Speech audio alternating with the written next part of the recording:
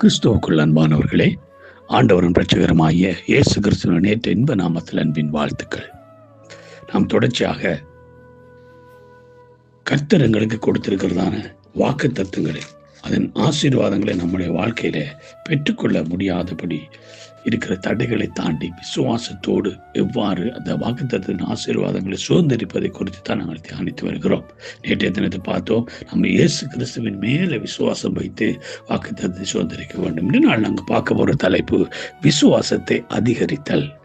கொலோசியர் 2வது அதிகாரம் 7ஆம் வசனம் இவ்வாறு சொல்கிறது, நீங்கள் போதிக்கப்பட்டபடியே விசுவாசத்தில் உறுதிப்பட்டு ஸ்தோத்திரத்தோடு அதிலே பெருகுவீர்களாக. ஆமேன். நமக்குள்ள இருக்கிற விசுவாசத்தில் உறுதிப்பட்டு அதை ஸ்ட்ராங் ஆக்கி அதில் நம்ம என்ன செய்யணும்? க்ரோத் ஆகணும். நம்ம அதில் வளர வேண்டும். அதில் வளரும்படி ஆண்டவர் எங்களுக்கு கற்றுக் கொடுக்கிறார். பிரியமானவர்களே, நாம் இன்னும் உறுதிப்படுத்தப்பட்டவர்களா, அதில் இன்னும் பெறுகிறவர்களாக அல்லது வளர்கிறவர்களாக நம்ம மாற வேண்டும்.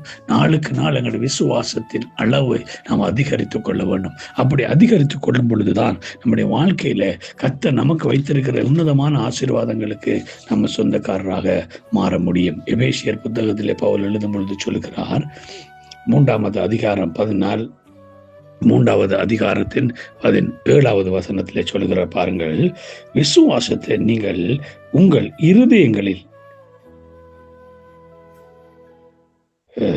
வாசமாயிருக்கவும் நீங்கள் அன்பிலே வேறொன்றி நிலை பெற்றவர்களாக இருக்கவும் சொல்லுகிறார். அப்ப பாருங்க, விசுவாசத்தில் நிலை பெற்றவர்களாக வேறொன்றுகிறவர்களாக நம்ம இருக்கணும். இதுதான் ஆண்டவர் நம்மிடத்தில் பார்க்கிறார். அநேக வேளையில் நம்முடைய வாழ்க்கையில் நம்ம விசுவாசத்திலே பலவீனமாக இருக்கிறோம். நம் ஆண்டவரை நம்புகிறோம், விசுவாசிக்கிறோம். ஆனால் அந்த விசுவாசம் எங்களுக்குள்ளே பலவீனப்படுகிறதுனால நாம உரிய அந்த இலக்கை, உரிய ஆசீர்வாதத்தை இழந்து போகிறோம். வேதம் சொல்லுகிறது, ரோமர் 4வது அதிகாரத்திலே நாங்கள் பார்க்கும் பொழுது ஆபிரகாமை பற்றி சொல்லப்படுகிறது, உன் சந்ததி 18வது வசனத்திலிருந்து உன் சந்ததி இவ்வளவா இருக்கும் என்று சொல்ல மற்றபடியே தான் அநேக ஜாதிகளுக்கு தகப்பனாய் இருக்கிறதற்கு ஏது இல்லாதிருந்தும் அதை நம்பிக்கையோடு விசுவாசித்தான். அவன் விசுவாசத்தில் பலவீனமாய் இருக்கவில்லை. அவன் ஏறக்குறைய 100 வயது உள்ளவனாய் இருந்தபோது தன் சரீரம் செத்து போனதை, சாராளுடைய கற்பம் செத்து போனதையும் எண்ணாதிருந்தான். அல்லேலூயா. பிரியமானவர்களே, இதுதான் விசுவாசத்தில் நமக்கு கர்த்தர் கொடுக்கிற பெரிய காரியம். அவன் தன்னுடைய சரீரம் செத்து போனதையும், தன்னுடைய மனைவியாகிய சாராளுடைய கற்பம் செத்து போனதையும் அவன் விஞ்ஞான ரீதியா, உடல் ரீதியா அது நடந்தது. ஆனாலும் அவன் விசுவாசித்தான், கர்த்தர் தனக்கு சந்ததியை பெருக பண்ணுவார். ஆமேன்.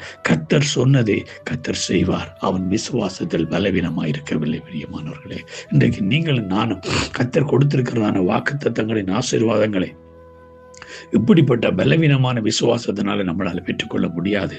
உறுதியாக வேரூன்றிய நிலை பெற்றவர்களாய் இருக்கிற அந்த விசுவாசத்திலே நம்ம நிலைத்திருக்கும் பொழுது நிச்சயமாகவே கர்த்தர் எங்களுக்கு கொடுத்திருக்கிறதான வாக்குத்தத்தங்களின் ஆசீர்வாதங்களை சுதந்திரிக்கவும், அதை அனுபவிக்கவும், ஆண்டோடைய நாமத்தை மகிமைப்படுத்தவும் அது ஏதுவாயிருக்கும். ஆகவே தர்மையான நாளில பிரியமானவர்களே, நாம் ஒவ்வொருவர் நம்முடைய விசுவாச பலவீனங்களை உணர்ந்தவர்களாய், அதை இந்த பலவீனத்தை எடுத்து போட்டு நாம் நிலை பெற்றவர்களாய், வேறொன்றுகிறவர்களாய், அதில் உறுதியாய் அதை பெருகு பண்ணும்படி கர்த்தர் தாம் எங்கள் ஒவ்வொருவரும் கிருபை செய்யும்படியாய் உங்களுக்கு கொடுக்கிறேன். God bless you all.